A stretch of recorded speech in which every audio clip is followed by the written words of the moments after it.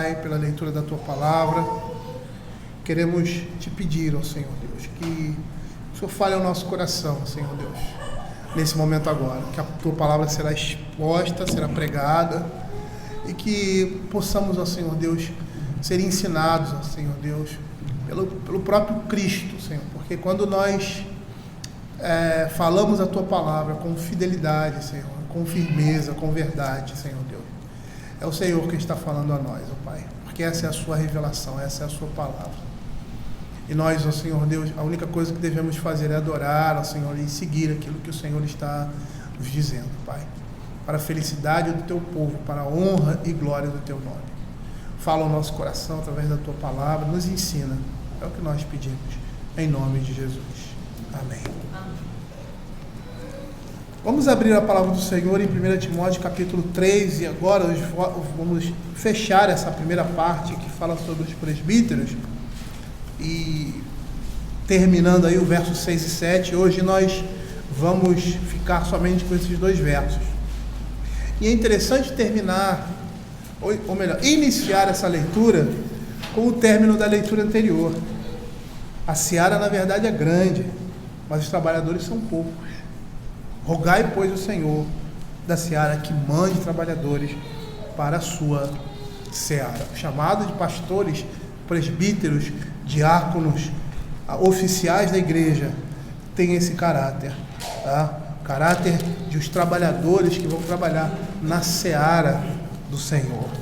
Eu vou fazer a leitura do capítulo 3 até os versos 7, e aí nós iremos iniciar, finalizando aí a exposição sobre presbíteros. Diz assim a palavra do Senhor: fiel é a palavra, se alguém aspira ao episcopado, excelente obra almeja. É necessário, portanto, que o bispo seja irrepreensível, esposo de uma só mulher, temperante, sóbrio, modesto, hospitaleiro, apto para ensinar, não dado ao vinho, não violento, porém cordato, inimigo de contendas, não avarento, e que governe bem a própria casa, criando os filhos sob disciplina com todo respeito. Pois se alguém não sabe governar a própria casa, como cuidará da igreja de Deus? Não seja neófito, para não suceder que se ensoberbeça e incorra na condenação do diabo. Pelo contrário, é necessário que ele tenha bom testemunho dos de fora, a fim de não cair no opróbrio e no laço do diabo. Na última exposição, eu terminei com um comentário, uma fala de Kevin Reed, que ele diz assim: o princípio do tempo é especialmente negligenciado com o moderno tratamento ministerial. Há muitos jovens graduados em seminários rapidamente são confiados ofícios eclesiásticos. Similarmente, homens de negócio recém-convertidos são rapidamente elevados à posição de liderança na igreja. Governo Bíblico da Igreja, página 18. O Kevin Reed que escreve esse livro e fala sobre o governo da igreja. E é interessante porque quando nós chegamos no verso 6 e 7, ele vai falar sobre o tempo e como é essencial o tempo na vida desses homens, porque eles vão demonstrar, vão provar e são provados e exercitados pelo tempo de vida cristã, pela maturidade que eles vão demonstrar no exercício da vida cristã, no dia a dia, não somente no meio da igreja, mas no mundo de uma maneira geral, e essas coisas levam tempo. É interessante que a palavra para presbítero é ancião. Ancião eram os mais velhos, mas não necessariamente os mais velhos, mas os mais experientes. E para que essas coisas se tornem notórias, na vida desses homens, eles precisam de tempo.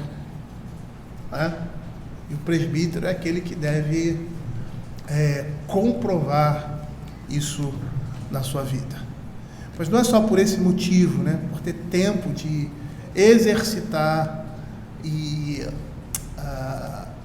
no desenvolvimento da vida cristã, colocar em prática essas coisas, no exercício delas. Mas também, como diz aqui o verso 6, não seja neófito, para não suceder que se ensoberbeça e incorra na condenação do diabo. Literalmente, neófito significa recentemente plantado, ou seja, recém-convertido. Alguém recém-convertido ao cristianismo, ou alguém que recebeu pouca instrução da palavra, que apenas conhece as escrituras de maneira superficial. Certa vez eu estava passando por uma situação de igreja, não era nem conosco, né? Não era nem comigo como pastor ou com alguma ovelha nossa, e havia uma discussão porque um jovem, né, cometeu algum ato ilícito, né? E entre esses homens, esses pastores, conversando sobre o caso, né? E presbíteros e tal, e falando e atribuindo a esse jovem uma maturidade na vida cristã. E eu pensei assim: realmente esse jovem, ele é maduro para a idade dele, mas não é maduro o suficiente na vida. E muitas vezes nós nos enganamos, porque vemos determinadas pessoas, jovens, que são maduros, tá? Para a idade que têm, tá? Mas confundimos esse tipo de maturidade com a maturidade que a vida cristã exige, que só vem com o tempo. Nós não podemos exigir de um jovem de 24, 25 anos que ele tenha uma cabeça de um homem de 40 e 45 anos. Ele não passou pelas mesmas coisas. Ele não teve as mesmas experiências. Um homem mais velho, ele tem uma visão de vida maior. E por mais que o que vai fazer a diferença na vida de uma pessoa é o conhecimento da palavra de Deus, né? Aí você vê ali na discussão dos amigos de Jó, né? Ele fala: não são os mais velhos que são sábios. Eu deixei que eles falassem primeiro, porque esperava que da parte deles, por causa da maturidade e decorrente da idade, da vivência, né, da vida, eles pudessem dizer alguma coisa, mas pelo que eu percebi, não foi bem assim. Ele diz: não são os mais velhos que são mais sábios, mas aqueles que conhecem a palavra do Senhor. Então isso vai fazer diferença. O conhecimento da palavra do Senhor vai fazer diferença. E esse conhecimento, ele vem com a experiência, com o tempo. E aqui ele está dizendo que o presbítero, o ancião, aquele que vai dirigir e governar a igreja, ele não pode ser um novo convertido. Ele não pode ser alguém recém-convertido ao cristianismo. Ele não pode ser aquela pessoa que recebeu pouca instrução da palavra de Deus, que apenas conhece as escrituras de maneira superficial. Matthew Henry, ele diz que quanto mais ignorantes forem os homens, mais soberbos eles serão. E é interessante Paulo dizer isso, porque ele fala isso dentro do seu próprio contexto. No tempo do apóstolo Paulo, muitos homens de extraordinária habilidade e cultura estavam sendo conduzidos à fé. E a Escritura está proibindo que se façam presbíteros e pastores os que recentemente tenham professado a Cristo. Ele deve ser experiente.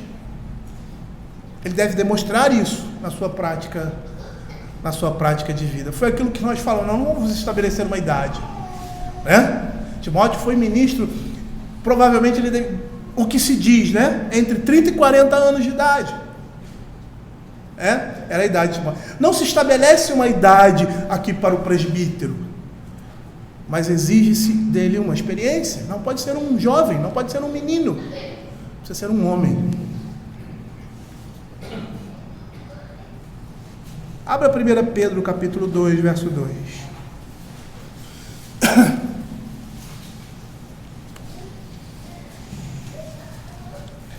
Eu quero fazer um paralelo desse texto com o texto de 1 Coríntios. Diz assim: desejai ardentemente, como crianças recém-nascidas, o genuíno leite espiritual, para que por ele vos seja dado crescimento para a salvação. Abra agora 1 Coríntios capítulo 3, versos de 1 e 2. O apóstolo Paulo vai usar a mesma imagem, mas agora de forma negativa. Olha o que ele diz: eu, porém, irmãos, não vos pude falar como a espirituais, e sim como a crianças, como a carnais, como a crianças em Cristo. Leite vos dei a beber, não vos dei alimento sólido, porque ainda não podeis suportá-lo, nem ainda agora podeis, porque ainda sois carnais. Percebam que na primeira referência o apóstolo Pedro usa a imagem de crianças recém-nascidas, de modo figurativo, ressaltando o alto desejo de infantes de serem alimentados com regularidade. Na segunda referência do apóstolo Paulo, ele faz uma comparação negativa dessa mesma figura de alguém que já deveria ter amadurecido, mas que continua ainda na infância da fé.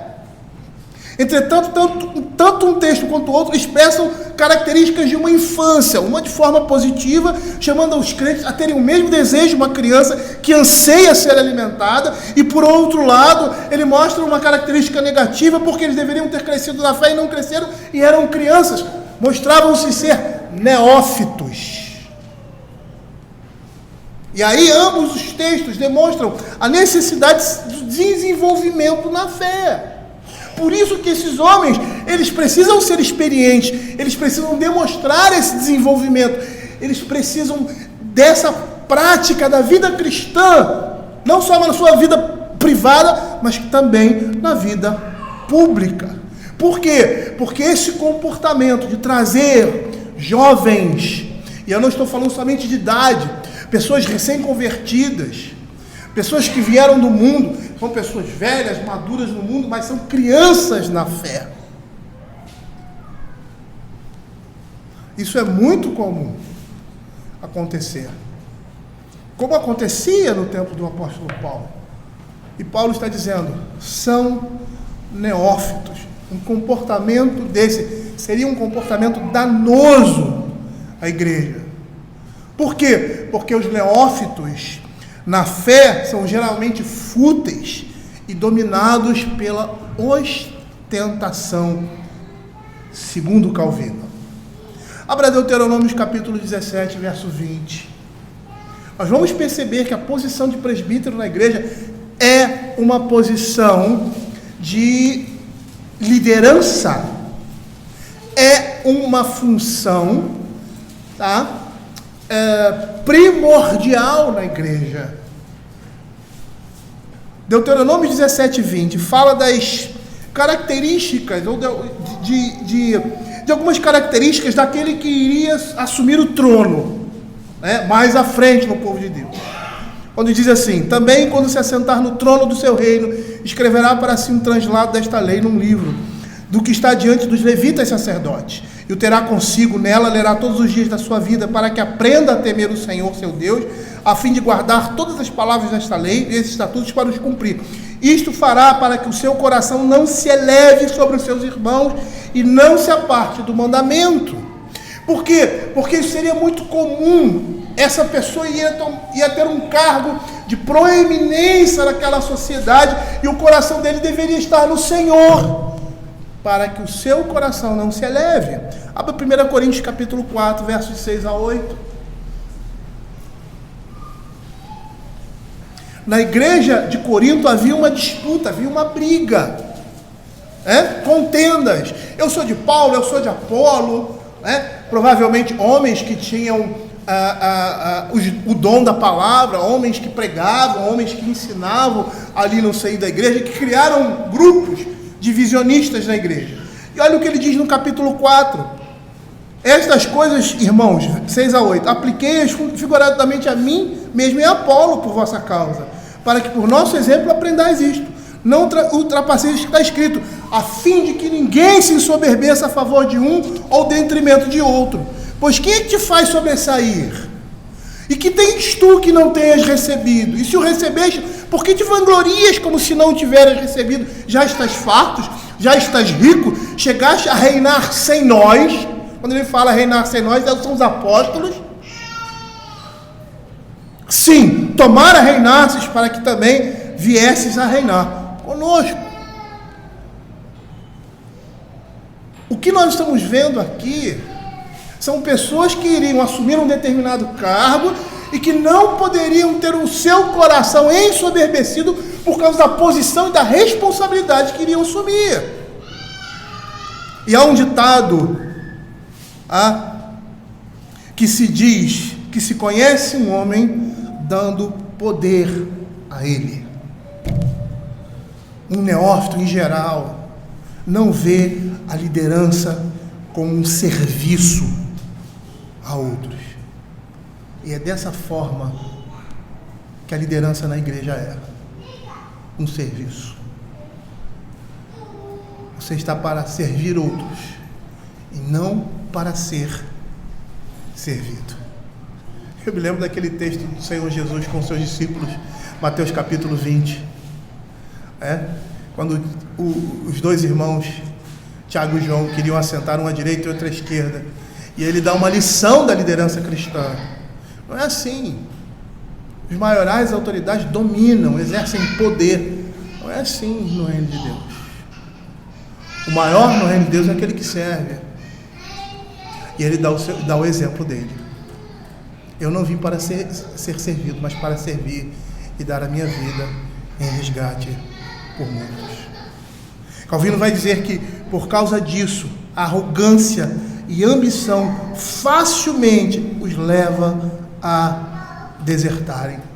E segundo Matthew Henry, essas pessoas podem ser facilmente levadas ao orgulho. E Calvino, no seu comentário, evocando a sua própria experiência, ele diz o seguinte: os neófitos não são simplesmente ousados e impetuosos, mas também inchados de inércia e confiança em si próprios, como se fossem capazes de fazer o que nunca experimentaram. Portanto, não é sem razão que sejam eles excluídos da honra do episcopado, até que, com o passar do tempo, suas noções extravagantes tenham sido subjugadas. A eleição, a escolha de um neófito pode trazer resultados desastrosos, não só para ele, como também para a igreja de Cristo. Por isso Paulo diz, não se deve eleger, não seja neófito, um neófito, para que não fosse ele obscurecido pela presunção, que é uma característica de um novo convertido. Eu tinha um professor de teologia sistemática, um excelente professor, diga-se de passagem, que ele dizia que todo recém-convertido é pentecostal. E aí, quando a pessoa amadurece, ele abandona esses comportamentos pentecostais, e começa a crescer, a amadurecer, na fé cristã. E o novo convertido é assim, Ele é extremamente, vamos dizer, expansivo, às vezes imprevisível e, vamos dizer assim, apaixonado. Não que aquele homem que é mais maduro da fé não seja apaixonado, pela pregação do Evangelho, pela palavra de Deus, mas é algo maduro, como um casamento, que no início, tem aquela paixão, aquela coisa, vocês não estão juntos, e aí quando você começa a vivenciar com aquela pessoa, aquela paixão torna-se um amor maduro, se torna amalgamado na estrutura de uma amizade, de um relacionamento mais profundo, mais orgânico e menos visceral. Na vida cristã é assim também. Quando a palavra de Deus diz assim, não seja neófito para não ser que se ensoberbeça, a palavra ensoberbecer significa literalmente levantar fumaça. Metaforicamente seria tornar-se arrogante, encher-se de orgulho, e nesse caso o neófito seria envolto pela fumaça do orgulho. Mas percebam aqui o que o Paulo está dizendo, não seja neófito para não suceder que se ensoberbeça e incorra, ou seja, caia na condenação do diabo. Essa é a consequência, ou seja, esse é o cuidado, melhor dizendo, que nós devemos ter quando colocamos uma pessoa que vai estar na liderança da igreja, e os presbíteros são aqueles que vão dirigir a igreja, diferente dos diáconos, que também estão no nível de liderança da igreja, mas eles não dirigem, eles não administram, Eles não governam, eles governam com. Os presbíteros são aqueles que governam a igreja de Cristo. E por que não ser neófito?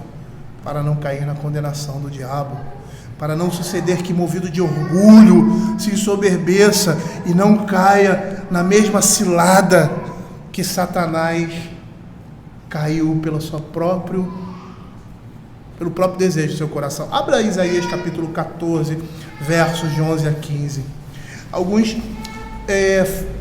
atribuem esse texto como um tipo da queda de Satanás. Mas esse texto aqui fala da queda da Babilônia. E percebam que o contexto, ou seja, o entendimento aqui é esse. O neófito que se ensoberbece pela grandeza, em olhar para si e perceber que está numa posição superior, uma função especial, uma função de liderança, e olhar para o seu coração e para a sua função e se ensoberbecer, caindo na condenação do diabo. Olha o que diz o texto: derribado está na cova a tua soberba, e também o som da tua harpa por baixo de ti, uma cama de gusano, e os vermes são a tua coberta. Como caíste do céu a estrela da manhã, filho da alva, como foste lançado por terra, tu que debilitavas as nações. Tu dizias no teu coração: eu subirei ao céu, acima das estrelas de Deus, exaltarei o meu trono, e no monte da congregação me assentarei. Nas extremidades do norte, subirei acima das mais altas nuvens, e serei semelhante ao Altíssimo. Contudo, serás precipitado para o reino dos mortos, no mais profundo abismo. Percebam aqui a cilada em que Babilônia está sendo personificada aqui, e alguns dizem que essa seria uma personificação, um tipo da queda de Satanás, como ele cai por causa de olhar para si e ver a sua glória e o seu poder. Como aconteceu com Herodes, como aconteceu com Nabucodonosor.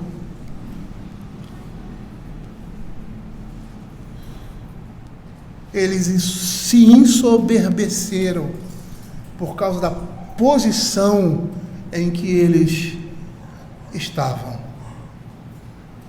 E não é que isso não possa acontecer com um homem maduro, mas que com um neófito é mais fácil. Abra Mateus capítulo 4, versos de 9 a 11. Perceba aqui o orgulho e a soberba em que Satanás se encontra, e como isso cega completamente uma pessoa, ao ponto de não medir e não entender quem é e a sua posição. Olha o que diz. Ele disse: tudo isso te darei se prostrado me adorares. Satanás chega para o Filho de Deus encarnado, Emanuel, o Deus homem, mas era o próprio Deus. E ele diz assim: olha, se você me adorar, eu te dou todas essas coisas que eu roubei. Sem noção. Sem noção. É isso que o orgulho faz na vida de uma pessoa. Tira a noção, tira o senso de realidade. E aí a resposta: retira-te, porque está escrito: ao Senhor teu Deus adorarás, e só a Ele darás culto. Se você for ver na história da humanidade, por que os imperadores romanos achavam que eram deuses? Por quê? A maioria deles, e alguns, vamos dizer assim, foram adorados ainda em vida. Por quê? Por causa da posição que ocupavam. Eles eram os donos do mundo. Eles estavam numa posição especial. O Império Romano já tem esse nome porque se criou todo um poder, toda uma estrutura em que esse homem, o César, comandava. E como é fácil um homem numa posição como essa achar que ele é Deus e cair na mesma condenação, como diz aqui, do diabo. Os demônios caíram por causa da soberba, porque esse é um pecado que transforma anjos em demônios. Não seja neófito para não suceder que se soberbeça e incorra na condenação do diabo. É interessante porque há uma outra possibilidade que Crisóstomo, um pai da igreja, ressalta de um outro entendimento desse texto, que por causa do seu orgulho, tal homem daria ocasião para Satanás acusá-lo. E aí, necessariamente seria uma outra interpretação desse texto, apontando que o orgulho levaria à queda, e que não necessariamente o orgulho seja a queda, apesar de ser. Então seria duas possibilidades.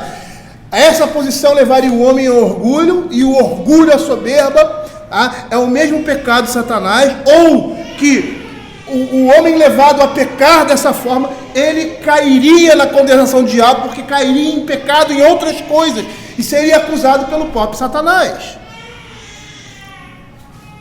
E aí nós vamos perceber, a palavra de Deus diz isso, que o orgulho sempre conduz à queda. E a fim de evitar essas coisas, a igreja não deve eleger um principiante como bispo. Uma das coisas principais, primordiais na vida de um crente é ser humilde de espírito. E aqueles que são soberbos, eles levam a igreja à destruição. Criam partidos na igreja, exaltam homens, dão valor a coisa sem valor algum no reino de Deus, querem assumir a primazia, são belicosos.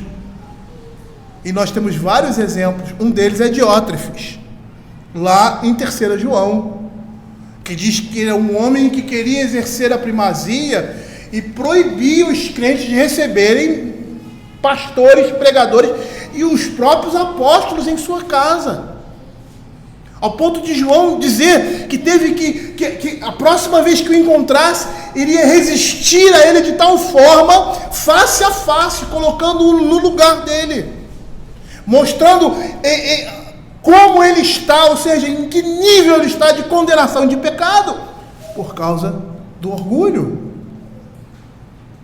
por estar exercendo uma função de liderança na igreja.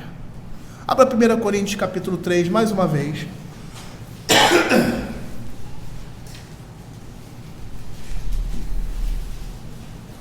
Versos de 1 a 4.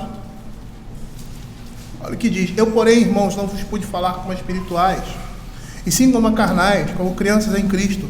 Leite vos dei a beber, não vos dei alimento sólido, porque ainda não podiais suportá-lo, nem ainda agora podeis, porque ainda sois carnais. Porquanto, havendo entre vós ciúmes e contendas, não é assim que sois carnais? E andais segundo o homem? Quando, pois, alguém diz, eu sou de Paulo, eu de Apolo, não é evidente que andais segundo os homens? Percebam como o orgulho vai criar determinados partidos na igreja. Porque o que nós estamos vendo aqui é a exaltação de homens. Eu sou de Paulo, eu de Apolo. E isso estava acontecendo no meio da liderança da igreja. Eram homens que se sobressaíam. Provavelmente alguns que ensinavam, mestres, mas eram membros ali da igreja de Corinto. Veja o capítulo 4, no verso 6 e 7. Estas coisas, irmãos, apliquei-as figuradamente a mim mesmo e a Apolo, por vossa causa, para que por nosso exemplo aprendais isto. Não ultrapasseis o que está escrito, a fim de que ninguém se ensoberbeça a favor de um ou em detrimento de outro. Pois quem é que faz sobressair e que tem tu que não tenhas recebido, e se o recebeste, por que te vanglorias como se não tivesse recebido? A ideia aqui é que esses homens eram homens de destaque, provavelmente pessoas que tinham o dom da palavra, e a maneira como eles agiam é como se essas coisas não tivessem sido dadas por eles. É como se eles já nascessem com isso fosse natural deles. Nós sabemos que não é.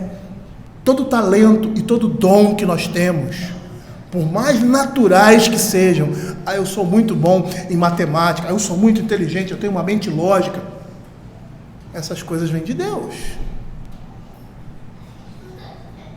Porque se nós nos lembrarmos a origem do homem, nós vamos perceber que o homem veio do barro.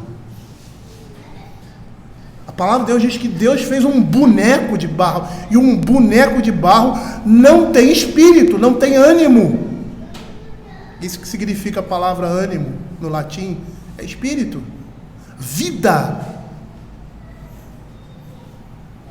E ele passa a ser alma vivente quando Deus lhe sopra nas narinas.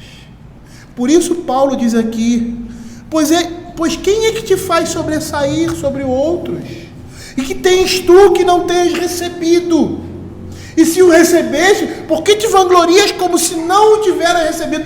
Não há motivo para orgulho entre os homens, e mais especialmente entre o povo de Deus, que conhece que tudo que é, tudo que sabe, tudo que tem, vem da mão de Deus.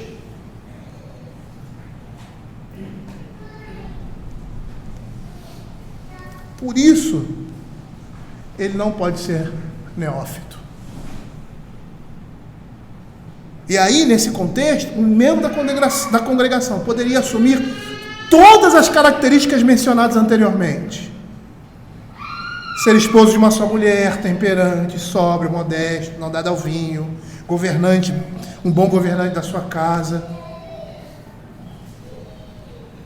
E ainda não estar qualificado para servir como bispo, porque era um principiante.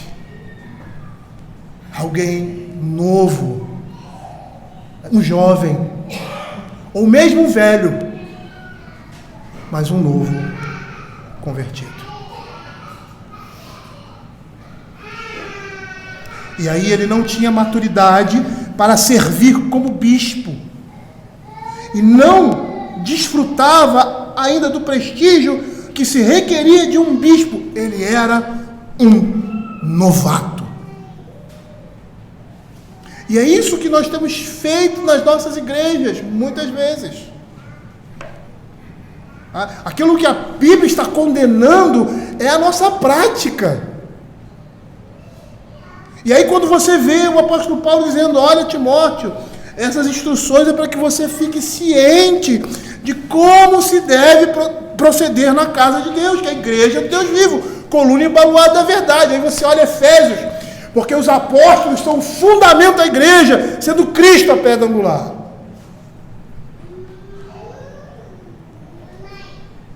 É como Deus estabeleceu que a igreja tem que ser. E quando nós fugimos disso, do fundamento dos apóstolos, daquilo que Cristo estabeleceu, a forma como a igreja deve andar, nós sofremos as consequências.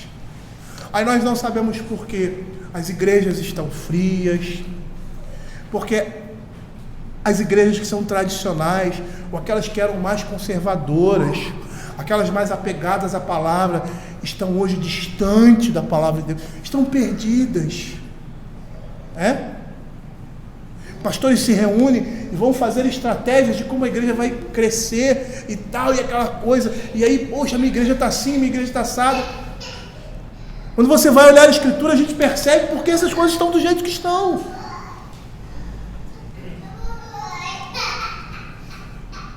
É interessante que o que Paulo está falando aqui é algo que ele não só vivenciou, na sua vida, mas na vida de outras pessoas.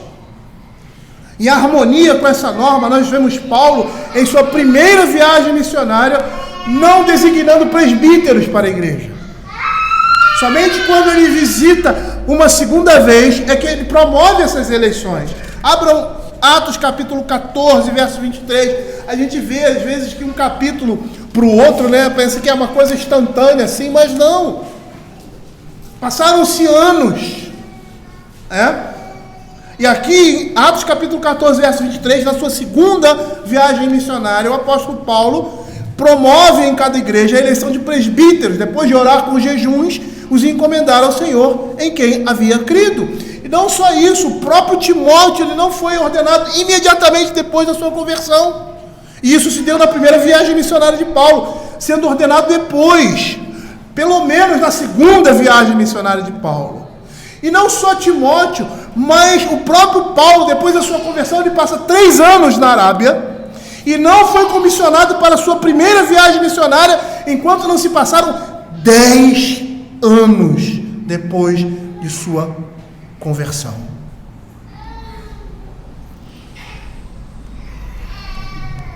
E aí, quando a gente olha essas coisas, a gente percebe a seriedade e a profundidade do que significa, porque essas coisas foram estabelecidas por Deus.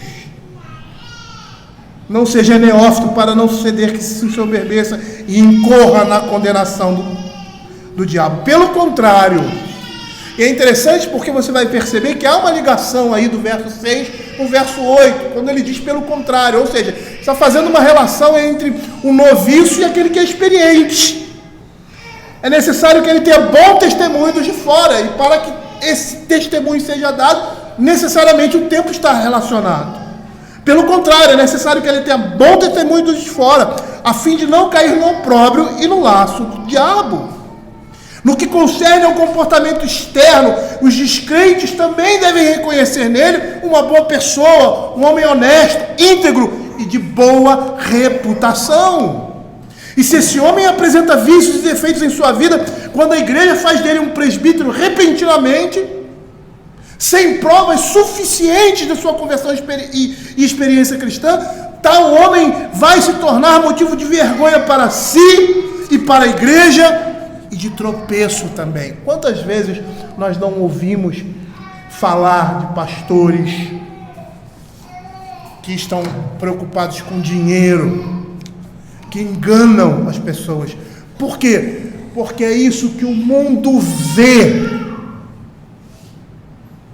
O mundo está vendo isso. E a Escritura está dizendo que é necessário que eles tenham um bom testemunho dos de fora. Isso é extremamente importante. Abra 1 Samuel 2,24, nós vamos ver alguns textos que estão relacionados a um bom testemunho. Porque esses que não dão bom testemunho são vergonha para si e para a igreja. São os filhos de Eli. Quando ele diz assim, não, meus filhos, porque não é boa a fama, esta fama que ouço, estás fazendo transgredir o povo do Senhor. As pessoas falavam mal desses homens que eram sacerdotes. Abra 1 Timóteo capítulo 5, verso 24 e 25.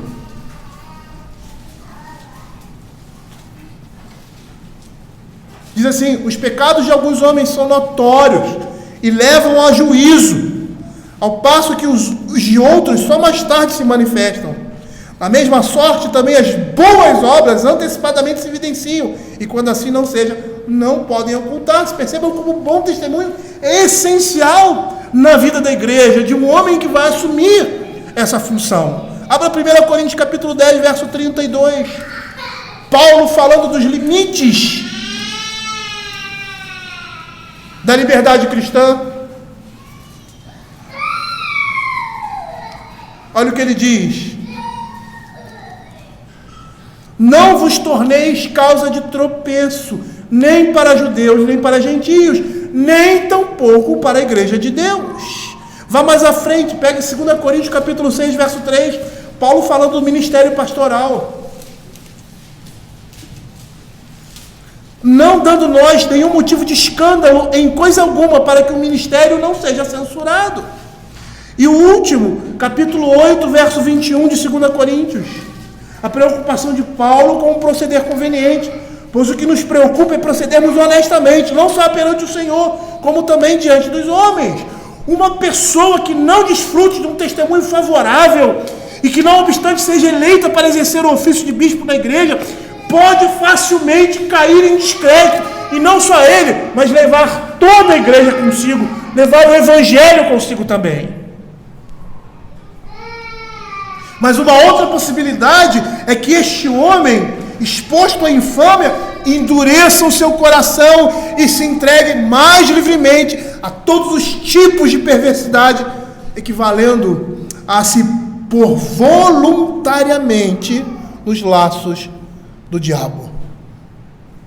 Ter uma boa reputação ainda para com os de fora da igreja, sob as condições mais favoráveis, deve ser considerada uma bênção. E um exemplo desses é Cornélio. Lá em Atos capítulo 10, verso 22.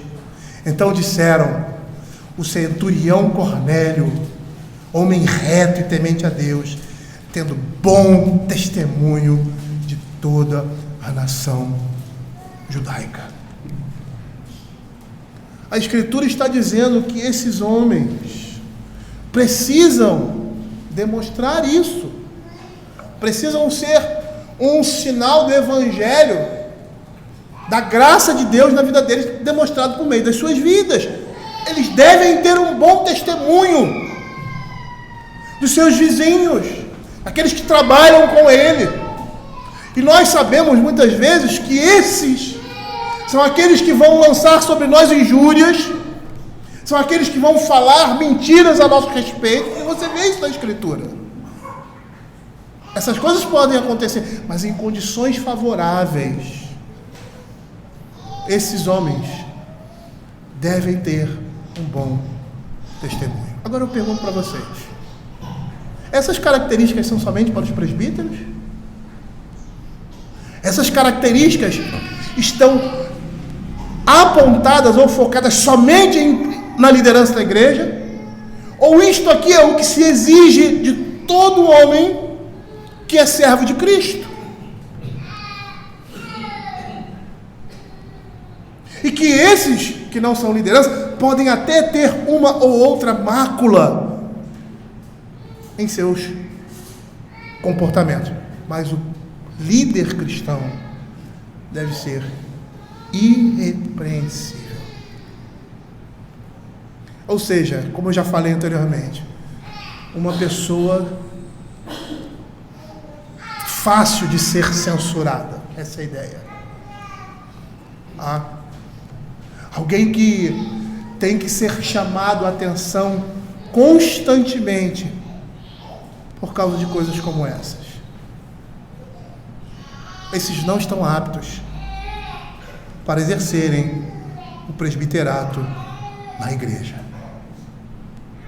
Mas isso não os exclui da responsabilidade de serem dessa forma e buscarem essa perfeição ou essa irrepreensibilidade em Cristo Jesus. Na Escritura nós vamos ver ali no Novo Testamento vários textos que mostram os crentes da igreja primitiva contando com uma boa reputação diante dos descrentes. Atos capítulo 2, 47, na parte B, quando a igreja ali, começa a se desenvolver, dizia assim: louvando a Deus e contando com a simpatia de todo o povo, enquanto isso acrescentava no Senhor, dia a dia, os que iam sendo salvos.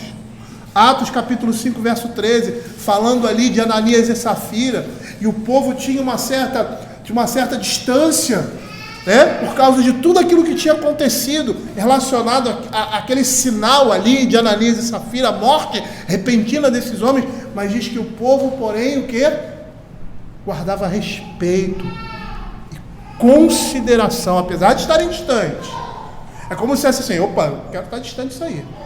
Mas essas pessoas que vivem dessa forma merecem o meu respeito, a minha consideração, porque mostram a sua boa reputação. São homens e pessoas honradas. Veja o que Matthew Henry conclui desse capítulo. E eu vou terminar com esse comentário de Matthew Henry. Ele diz assim: tendo resumidamente passado pelas qualificações do bispo do Evangelho, podemos concluir: primeiro, que grande motivo temos para clamar com Paulo para essas coisas? Quem é idôneo? Aí ele cita 2 Coríntios capítulo 2, verso 16. E aí tem uma expressão latina aqui, que significa mais ou menos, que significaria, esse realmente é um trabalho, falando do presbiterato.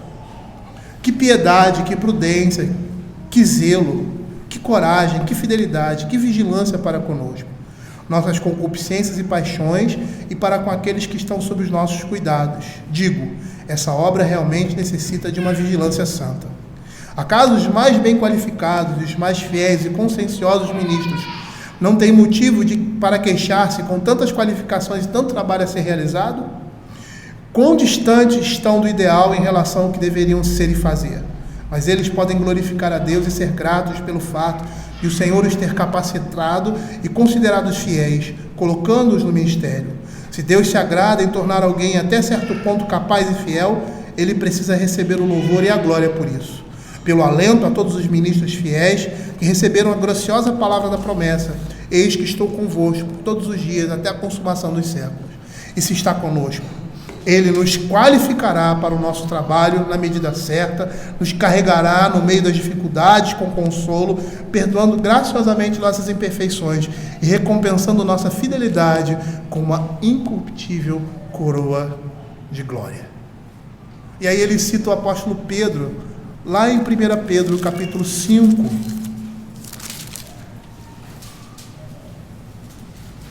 no verso 4.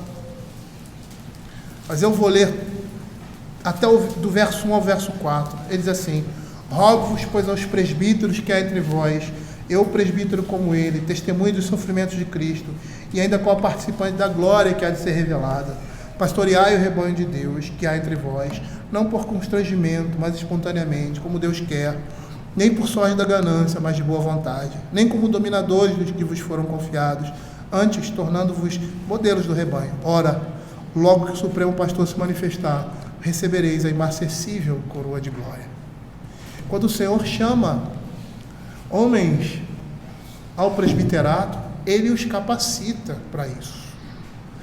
E eles vão na graça e no poder de Deus. Eu sei que existem poucos presbíteros aqui na igreja, mas essa é uma experiência de todo crente. Você às vezes não se espanta com determinada coisa que você fala a respeito de um determinado assunto? Eu já passei por essa situação algumas vezes, de você falar alguma coisa e você, rapaz, foi eu que disse isso. Você vê a profundidade daquilo que você está falando. E você percebe que não foi carne e sangue que te revelou, é a graça de Deus. E você percebe que é a graça de Deus porque você olha por outro lado e você vê, muitas vezes, a dureza e a cegueira do seu coração presentes em você. E aí você diz assim, poxa, como é que um homem como eu pode falar tais coisas? Eu conheço o meu coração. Como é que um homem imperfeito? É a graça de Deus. É Deus quem capacita. É Deus quem sustenta. É Deus quem dá sabedoria para lidar com essas coisas no meio da sua igreja. Mas Ele escolheu determinados homens. Não porque são os melhores, não porque são os mais inteligentes, mas porque foram vocacionados para isso. E esses que foram vocacionados, o Senhor vai habilitá-los e vai capacitá-los. E a igreja vai reconhecer essas coisas nesses homens. Vai olhar para esses homens, vai ver que são homens pecadores, iguais a nós, como diz a palavra de Deus a respeito de Elias, mas que foram homens escolhidos por Deus e capacitados por Ele para esta grande obra. Por isso, nós temos a responsabilidade como igreja, no contexto em que nós vivemos, em que nós elegemos e escolhemos presbíteros, estar com os nossos olhos atentos, percebendo aqueles a quem o Senhor está levantando no meio da congregação. Lembra de Saul? Saul era o escolhido de Deus. Davi reconhece isso. Por mais que fosse escolhido por meio de juízo, era um escolhido, era um ungido do Senhor. E quando ele estava no meio do povo, ele se destacava de todos eles, pela sua altura, pela sua beleza, pelo seu porte. E as pessoas olhavam para ele, esse é o rei. Por mais que tenhamos aí uma conotação negativa, porque as pessoas estavam olhando, estavam projetando o rei segundo o coração deles, semelhante aos outros reis de outras nações, comparando ele com Davi. Quando Davi foi escolhido, era um homem franzino, ruivo, de boa aparência. Mas o que eu quero chamar a atenção é que o Senhor, quando chama alguém para o ministério, para essa função,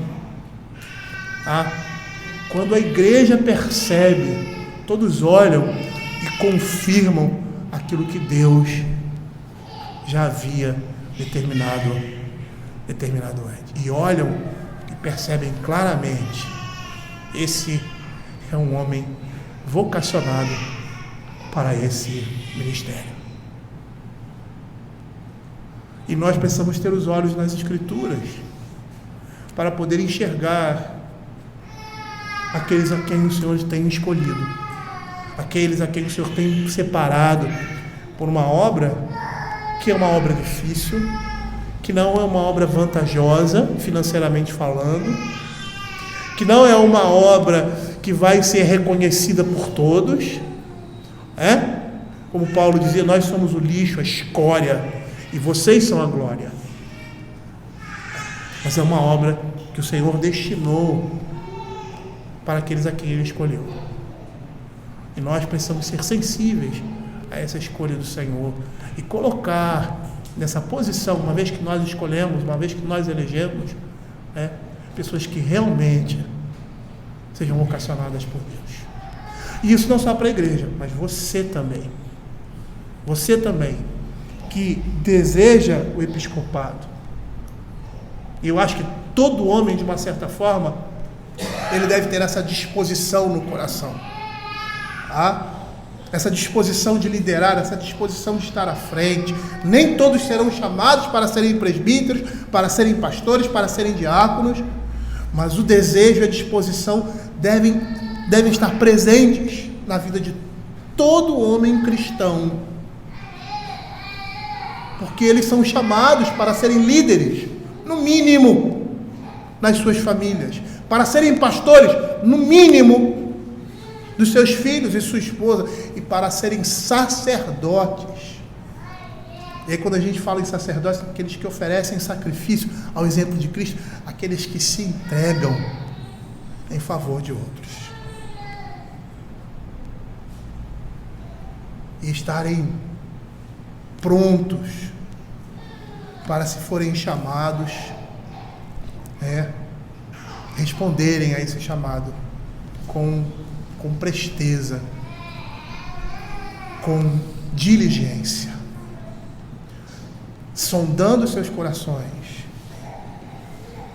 porque nós podemos nos enganar, até mesmo com a Escritura na nossa cara. É por isso que a oração, o jejum, a oração da igreja, o conhecimento da palavra de Deus, a direção do Espírito de Deus deve nos orientar e direcionar para que a nossa escolha seja algo que glorifique a Deus e não traga juízo sobre a sua igreja. Porque Deus, quando quer julgar o seu povo, Ele coloca à frente dele líderes infiéis. Vamos orar.